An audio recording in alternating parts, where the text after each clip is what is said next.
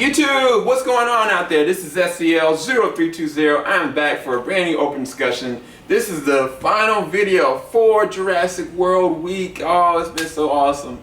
Despite of Joe feeling pretty bad, he's doing a lot better now. He's actually at work now. I'm doing pretty awesome. I actually picked up a lot of my comic books, bought some interesting movies. I bought Kingsman. I bought Firefly, the whole complete season, and Serenity on top of that.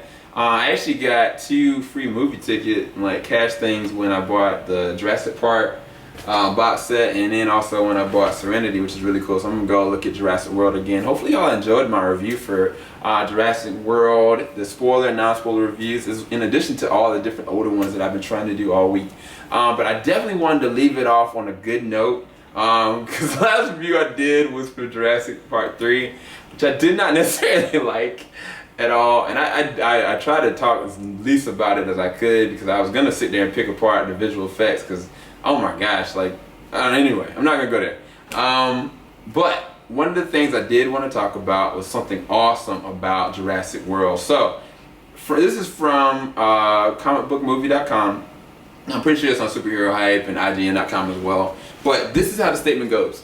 Jurassic World beats Avengers 2 with the second biggest domestic bow ever. So this is what the article reads. Jurassic World really is a monster. Today marks the 3rd day of its release, and the Dino sequel has already amassed a whopping 204.6 million, setting a record for the second biggest domestic box office opening of all time. It's beaten Age of Ultron, but the first Avengers is still #1 for now.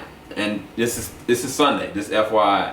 The other thing I'll say is it's an update with around 307.2 million accumulated overseas, that 204.6 million domestic take. The global opening is 511.8 million. This is the first time in film history that has ever grossed more than 500 million in one weekend.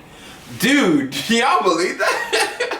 I mean, that kind of took me surprise, to be quite honest with y'all, because Avengers still is playing. Mad Max is still playing in the theaters. I mean, me and Earl and the Dying Girl is still playing. I feel bad for it because it's such an awesome movie. Like, if y'all haven't seen that movie, definitely go and watch that. I encourage you to definitely check that out. That just came out this week. I did an early review for it, early screening for it. I talked to the director, the actors. They're really awesome people.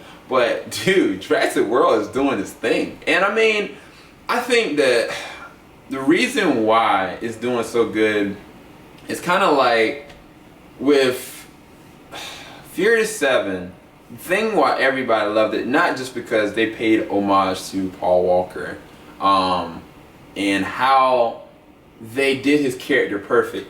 It was something that everybody could connect with on the action level, on the family level, on the thrills that are out of this world kind of level, and then to the sober group that actually represents the franchise.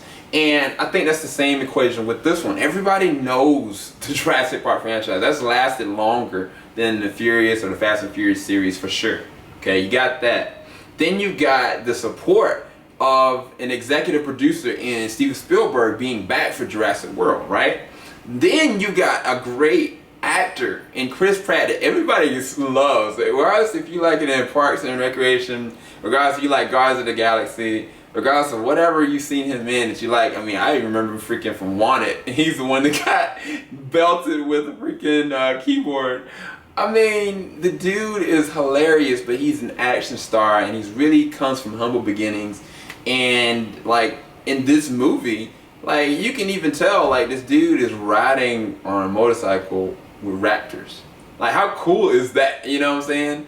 And not just that, this is a time frame where they have the best opportunity on a CG level and a practical effects level that they can make it so you can believe what you're really seeing. When we got something like Avatar and that came out, nobody would ever have dreamed that we'd be able to see something like that.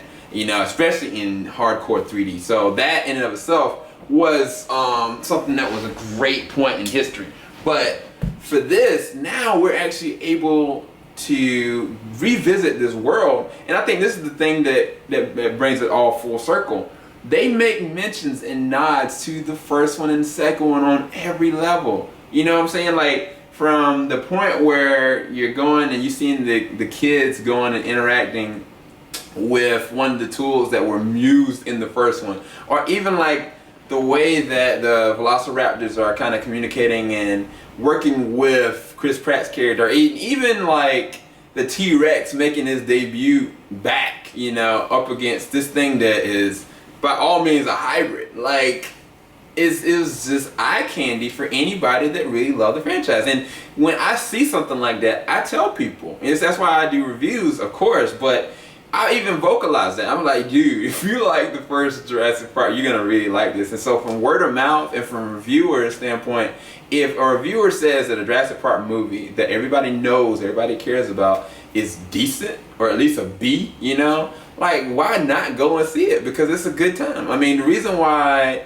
the third one did decent with the money is because it had the label of Jurassic Park. It just didn't have as good a story, it didn't have as good a CG, and it didn't necessarily connect with everybody because it was campus on certain levels. It's like the difference between Batman Begins versus Batman Forever or Batman and Robin. So I think that with this one, they have a real good opportunity of rebooting this franchise. And like I said, to bring back people and directors and cast members back for something like this is like an event, you know what I'm saying?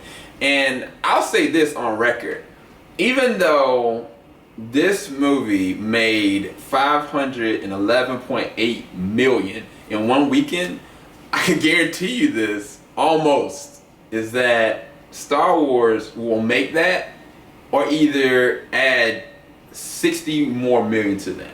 Reason why I say that is because I have no idea who's gonna be playing in this movie. I mean, I do. You know, I've looked at the different like set pieces and stuff like that, but I don't know all the different people that are in it. I don't know all the different characters. I knew looking at these trailers like what's been going on. There's only been 3 trailers for Star Wars, and I am still in the dark, and I am still hyped, and I am so ready for this to come out. And I can't tell you the fan base that Star Wars has. So from that standpoint, I think the Star Wars is going to be the biggest of the box office this year. But what surprised me about Jurassic World is just how successful it's being right now. I'm just like, I'm really excited for them. So I'm really hoping they make a sequel. I'm really hoping that not only Chris Pratt is able to reprise his role into a sequel of this series, but also that he gets acknowledgement of possibly being like, shoot, make him in Blade Runner, make him in Indiana Jones. You know what I'm saying? Like, give him some keys, you know, because he's earned it. He's earned his chops. If he was not in this movie, it wouldn't come up to the level that it could have been. You know what I'm saying?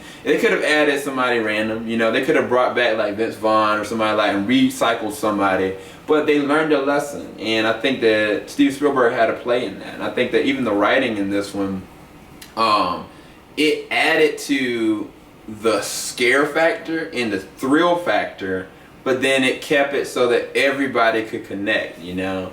And I think that I just wanted to kind of talk about the fact that acknowledge that I'm really proud of Jurassic World for doing as well as doing. It surprised me it's doing this well, but I had a great ride with it, and I'm definitely going to try to check it out again. Maybe hopefully I'm go to the Smithsonian again, check it out on like a 6-story screen in IMAX. Maybe that'd be freaking awesome. So I might invite some of my friends to do that. But thanks everybody again, like I said, for checking out all these different reviews and different comments and questions. I really appreciate all of them and y'all's insight. Let me know what y'all's loved about this series. What's y'all's favorite moments? Leave that in the comment section below. If you like my open discussion about this having such a great opening, please leave a like below. And thanks everybody for watching. This is SCL0320. I'm about to go check out some Sword Art Online, catch back up on stuff I haven't watched. Hopefully y'all enjoyed this review and everything else that I've been doing this week for as far as Jurassic World week. Later everybody.